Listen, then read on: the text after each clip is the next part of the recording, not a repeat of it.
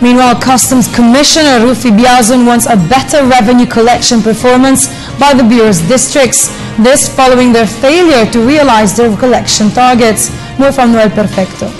After acknowledging that the 31% increase in actual target collection is quite high, Commissioner Biazon still emphasized the need to strictly implement the rules and regulations of the Bureau, particularly those governing the collection effort of district collectors who fail to achieve their monthly targets.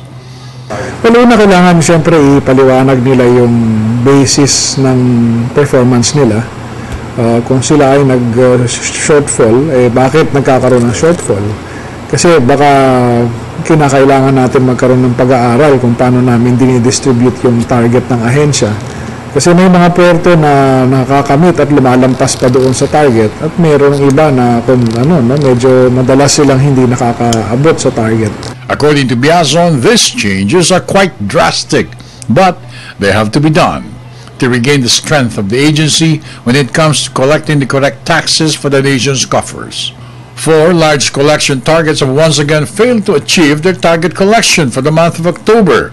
These are Port of Manila with 1.5 billion pesos deficit, Manila International Container Port with 1.16 billion pesos shortfall, Port of Batangas with 0.17 billion pesos deficit, and then the NAIA Port with 141 million pesos shortfall. I always reserve that power na ilipat sila kung sa ibang pwesto.